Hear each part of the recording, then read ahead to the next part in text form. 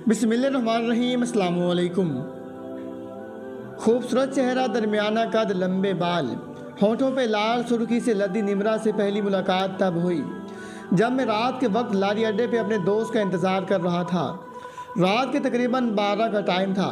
Cigarette सुलगाए bench पे बैठा आसमान की तरफ देख रहा था कि इतने में एक खूबसूरत आवाज़ मेरे कानों को सुनाई दी, अस्सलाम वालेकुम।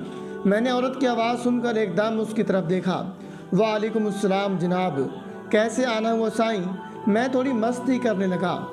जी कुछ नहीं, बस यही टाइम होता है हमारा रोटी कमाने का। रोटी के लफ्ज़ के साथ दो आंसू उसके मेरे दामन में गिरे। मुझे ऐसा लगा जैसे मुझे उसने थप्पड़ मारकर मेरी मर्दानगी को ललकार रही हो कि किसी मजबूर की मजबूरी क्यों नहीं समझते। मैं एकदम से उठकर खड़ा हो गया। मतलब यही टाइम रोटी कमाने का, और बताएं रो क्यों रही हैं। कुछ नहीं कहकर बेंच पे बैठ जाती हैं जैसे ज़माने से थकी हारी हो, ज़माने की सताई हुई हो और किसी ऐसे कंधे की तलाश में हो जो उसे थाम ले। खैर मैं समझ गया कि ये धंधा करने वाली है। मेरे लिए कोई नई बात नहीं थी क्योंकि लारी अड्डे पे ऐसे सैकड़ों से टकराव हो जाता था, लेकिन मुझे ये सबसे अलग लगी। मैं उसकी तरफ मुतवज्जे हुआ, पूछा कि आपका नाम। निम्रा है मेरा नाम। यह कहकर उसकी आंखों से ना रुकने वाले आंसुओं की बरसात होने लगी। मैंने जेब से रुमाल निकाला और निम्रा को दे दिया कि आंसू साफ कर लो। निम्रा ने लेने से इनकार कर दिया। मैं समझ गया कि बहुत टूटी हुई है। आज इसको सुन लेते हैं क्या कहती है। इतने में दोस्त की कॉल आती है, कहाँ हो? इमरान, मैं आ गया हूँ। तो मैंने फ़ौरन अपने दोस्त को कहा कि मुझे इमरजेंसी घर से कॉल आई है, कल मिलेंगे। सुनो इमरान, क्या हुआ, सब ठीक तो है ना? मैंने इसको नज़रअंदाज करके कॉल काट दी, मोबाइल ऑफ कर दिया। निम्रा के साथ बेंच पे बैठ गया। क्या हुआ है मोहतरमा, आपको रो क्यों रही हैं? आप टेंशन ना लें, मैं आपके साथ हूँ। कोई मसला है तो बताएं, मैं हल कर देता हूँ। दरअसल मैं एक फ़ौजी हूँ, मुझे बताएं, आप घबराएं नहीं। निम्रा हज़ारों शिकवे से भरी निगाहें मेरी तरफ उठाती हैं। कुछ नहीं, आप अपना काम करें, जाए, मैं पागल हूँ, ऐसे रोती रहूँगी। 2 साल से रोना ही तो लिख दिया गया है मेरी किस्मत में। निम्रा, आप घबराएं नहीं, मैं आपके साथ हूँ। मेहरबानी करके अपना भाई समझकर बताएं, मैं आपका भाई ही हूँ। भाई का नाम सुनकर उसकी आंखें अचानक से चमक उठी। वाकई आप मेरे भाई हैं। जी निम्रा बहन, आप घबराएं नहीं, मैं आपका भाई हूँ। भाई, ये दुनिया इतनी बेरहम क्यों है, पत्थर दिल क्यों है? मैंने कहा बहन, आप मुझे बताएं अपनी हकीकत हुआ क्या है, और जिस रास्ते पे आप चल पड़ी हैं इस रास्ते पे कैसे आई? इतने में मैंने साथ खड़ी रेडी वाले को 2 बर्गर ऑर्डर कर दिए।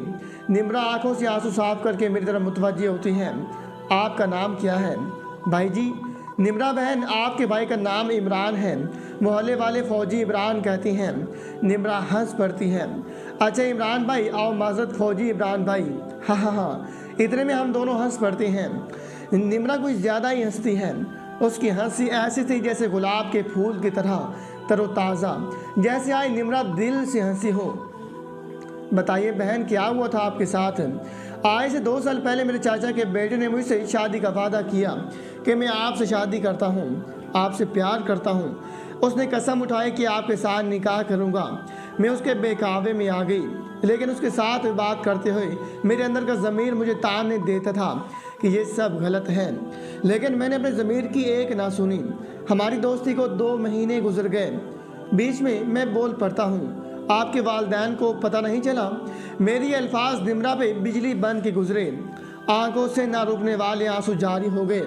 नहीं, वो मेरे सियाह वक्त के पैदा होने के 1 साल बाद रोड हादसे में वफात पा गए थे, और फिर चाचा ने मुझे पाला। निम्रा ने रोते हुए, माजरत, मुझे ये नहीं पूछना चाहिए था। निम्रा बहन, कोई बात नहीं भाई, निम्रा कहती है। इतने में बर्गर वाला बर्गर लेकर आता है। एक मैं पकड़ता हूँ, एक निम्रा के हाथ में दे के कहता हूँ, बहन खा लीजिए। निम्रा की आंखें फिर नम हो जाती हैं। निम्रा के आंसू से बर्गर आधा गीला हो जाता है। मैं कहता हूँ बहन और मंगवा देता हूँ, इसको फेंक देती हैं। नहीं, रिज़्क की बेकदरी नहीं करते, ख़ास तौर पर इस रिज़्क की जो इज़्ज़त के साथ खिलाया जाए, वरना रिज़्क भी हमारी कदर नहीं करता। रोई इसलिए हूँ कि इन 2 सालों में किसने इज़्ज़त के साथ कुछ दिया, वरना इस पेट के लिए क्या कुछ नहीं किया। खैर 2 महीने गुजरने के बाद मेरे चाचा की फैमिली किसी शादी पे किसी और शहर गए। मुझे जाने का कहा, लेकिन एक दिन पहले मुझे मेरे कज़न ने कहा कि आप मना कर देना, मुझे आपसे काम है।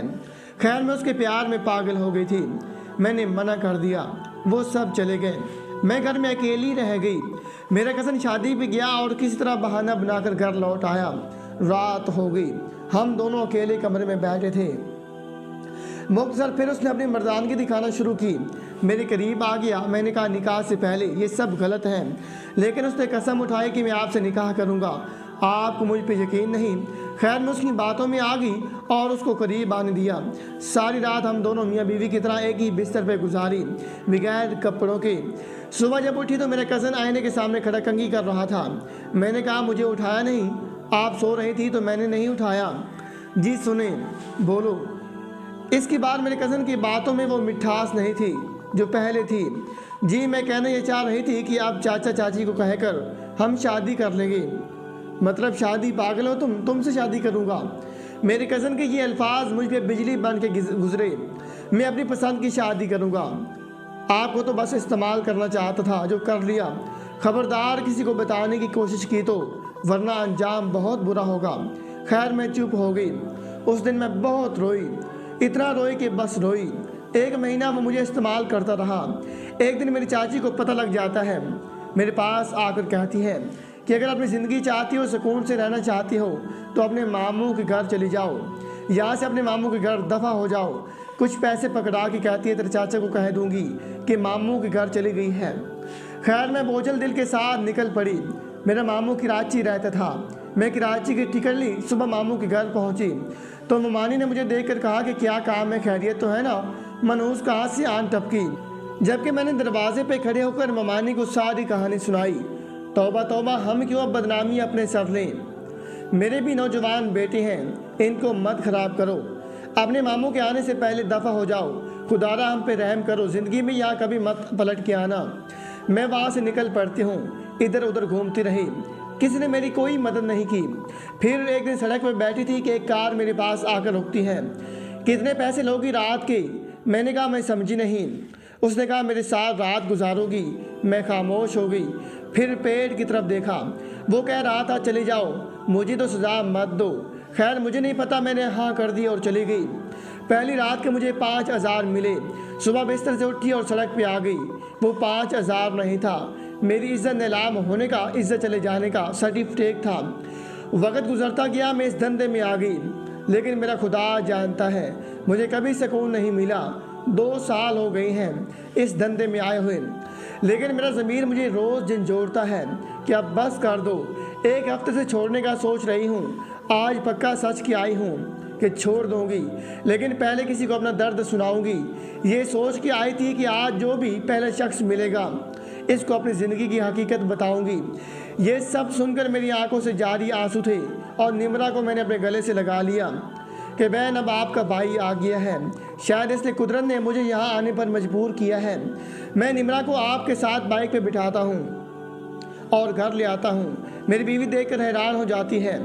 मैं आंखों से इसको चुप रहने का इशारा करता हूँ। निमरा को अपने दूसरे कमरे में ले जाता हूँ। अच्छा सा बिस्तर बना के उसको सुला देता हूँ। बहन ये आपके भाई का घर है, सुकून से सो जाओ। निमरा रोते हुए मेरे कदमों में गिर जाती है।